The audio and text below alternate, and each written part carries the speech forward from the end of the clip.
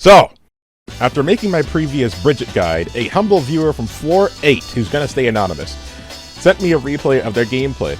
You can do this if you want to, just send me a replay on Twitter, I'll be happy to review it. And something stuck out to me. I'm gonna play 3 different clips here, and I want you, as the viewer, to try and tell me what went wrong.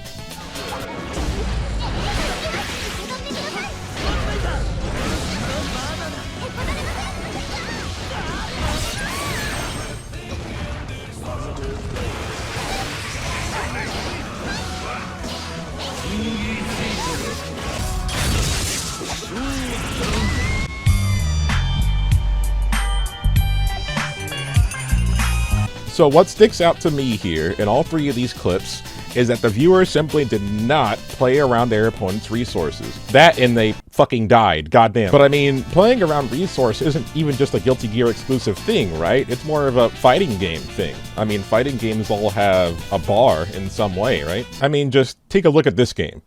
Everybody loves Street Fighter 6, right? So let's say I'm playing Luke, and I just got this knockdown on Lily here. This character does not have a fully invincible EXP, unlike other characters. So this means if I want to go for a meaty into a block string that doesn't have any super bar, I can do so largely without worry. She can't jump, she can't backdash, and if she wants to try and hit an attack of any kind when I go for this, she gets counter hit and gets blown up for it. Now she does have one answer, perfect parry. But this is timing dependent, and I could easily beat this by going for a throw, or simply trying to hit her during the recovery of the parry. This is pretty simple stuff to understand, right? There are only 2 variables I need to consider here, which is that I can meaty her and there's only one option in perfect parry. But this is easy to bait out, and the threat behind it probably isn't much because she can only punish with the throw. So doing one seems like a pretty logical option, and also largely risk-free. And hell, she can only do this if she's got drive bar. If she's in burnout, all I have to do is this.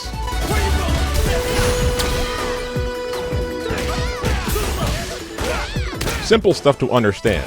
But now, everything changes as soon as we add 1 bar of super meter. This gives Lily access to a reversal super that she can spend 1 bar of her super meter on, at any point. Now this means that unless I'm doing a safe jump where my block string is completely tight, then at any point, she can use her level 1, which is an invincible reversal, to get out. So now, whether I'm performing Oki or any strings, I need to be wary of this, because all it takes is for the Lily player to say, I don't want to block anymore, and now I'm losing 20% of my health because I wanted to punch this stupid fucking child in the face! So already, we just introduced one single thing into this whole dynamic, and the game has already changed. This is what I mean by playing around resources. And you need to do this at all points in the game because, well, most fighting games have a meter mechanic in some way. Street Fighter 6 has its drive and super meters, Guilty Gear has its burst and tension gauges. Hell, some Guilty Gear characters have even more than that. But you see how complex this can make the game, where you need to worry about, will my opponent super me here or here? Or now I need to worry about jumping because my opponent's got meter for Roman cancels, and is Happy Chaos's pressure finally gonna end? God, it's a fucking headache! Alright. Let's calm down. Let's just go back to where we were at the beginning. We're gonna go back to Guilty Gear because this game's input reader actually works. So let's look at our player's footage here. In this first example, Sin gets knocked down and we are in Bridget win condition. 2 and 4S is set up, and he's ready to begin mix-up. But how did this happen? Well, in most cases, this Bridget player would have nothing to worry about, as Bridget can easily save jump the DP by quickly going into a JD after their roll. This also hits overhead and gives you a combo if they don't block. It's largely foolproof. They can't jump, can't mash. They can maybe backdash, but oh boy if they backdash. So it's, like I said, largely foolproof. Until the Sin player has meter. This changes the dynamic completely. I could save jump the DP, but now they've also got meter to Roman cancel, take their turn, and begin pressure on them. Sure, this costs a valuable resource, but this still means that now they can take their turn. So maybe doing a safe jump isn't as foolproof as I thought it was 100% of the time. This is because, again, I need to play around the resources that my opponent might have. Now, I've got other options for this. I could fade back and use J8 for instance, where I will hit overhead and be safe from the DP if they try out those shenanigans, but then I only get 1 mix-up instead of 2. Now I could also hard read the DP and just grab it, but they can see this coming and...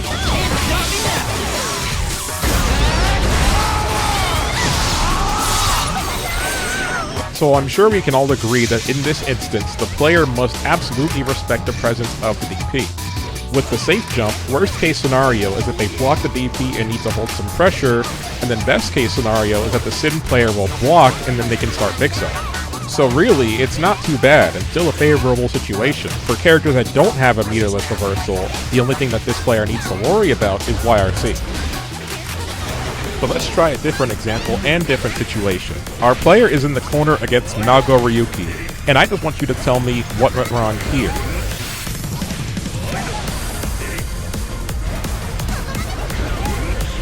Let's play that one back. Our player just got back thrown into the corner, but look over here. Nago's at about 2.5 blood bar. So now the Nago player is in their loss condition. In this instance, because of how Nago's blood bar works, they are effectively out of specials. If they try to do any of them except Fukyo, this happens.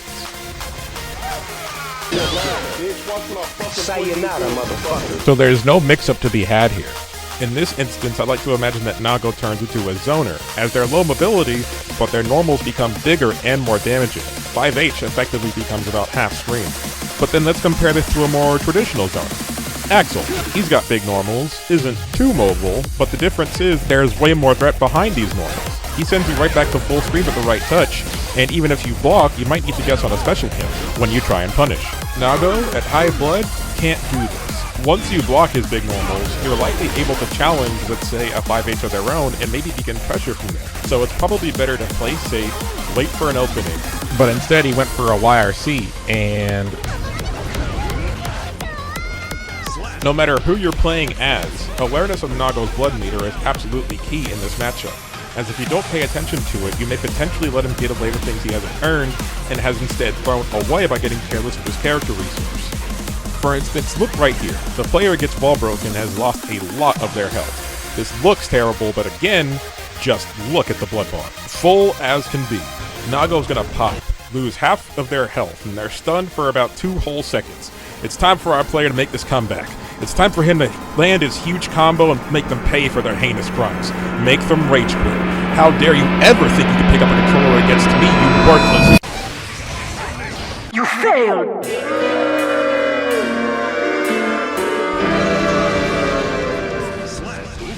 So now that that fiasco is over, let's go to the third example provided to me by this player. This one's pretty simple and kind of similar to the first one, so I'll try and be a little bit quicker this time. Our player was having a little bit of trouble against this Johnny player, but here, we're showing signs of life as we get this Johnny player into the corner. Now, I don't need to tell you how much it sucks to be in the corner in a fighting game, so this is really when the player could have made a comeback and potentially secured the round. But let me remind you, this Johnny player has full tension.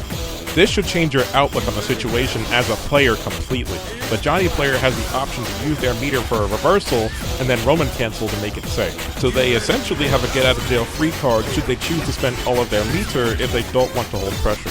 As such, you, the one on the offense, should be cautious of this. And so many mind games can be played here. The safest thing to do is to just block, funnily enough. The Johnny player can't take their turn without spending all of their attention, and that's a resource you force them to spend just because they don't want to hold pressure. Now, seeing this coming, the Johnny player can potentially take their turn against you without spending any of their meter, but this will lose to just you disrespecting them instead. But still, the important point here is, you can't get counter hit for doing nothing. Now, this is a very tense situation for them, because our player is already at really low health, so one single opening spells the end of the game for them. But just what does he do? Mission failed. We'll get them next time. He gets bodied. So what have you learned through all this? No matter what fighting game or matchup you're playing, you've got to be more cognizant of your opponent's resources at all times. I didn't even get into the many different bars that Strive has, like Sin Stamina, Chaos Focus, Gold Lewis Security, that fun stuff. Or over in Street Fighter, we have things like Lily's Wind or Janie's Drinks. So much to juggle, so little time, I don't get it. It sounds difficult, but here's my advice. Look at the opponent's resources when you have downtime. This can even mean while you're being comboed or after a wall break in Strive, stuff like that. Practices like these also get better over time as you play more. Getting used to knowing your opponent's tools and how they work into their pressure and game plan is pretty important. And mastery of this topic is what makes you a better fighting game player, because the less focus you put towards thinking about resources, the more focus you could put towards the important stuff, like hitting your combos or adaptation, and all that adds up towards getting the victory. And again, there's tons of character-specific things that I didn't even get into in this video. That would require a whole video in itself, and I'm not sure if I'll ever get around to making that. So this video is no replacement for just fighting strong players and making sure you get your practice and research it. It may sound like I'm giving you homework, but still, if you want to get good at fighting games, that's the kind of thing you need to be thinking about. So start practicing it now, so that way you don't need to do it later. And is it a good thing for the game? In my opinion, yes. I think that complexity for this type of stuff is just part of what makes fighting games so great to begin with. Now go on, play some fighting games. But before you do, just thanks for watching. No, really, thanks for watching. Let me know in the comments if you guys enjoy this type of content, as if this works out, I'll do more videos in the future using my actual voice. And as always, leave a like, subscribe, and I hope this helps you out in your future battles. Thanks everybody. Take care.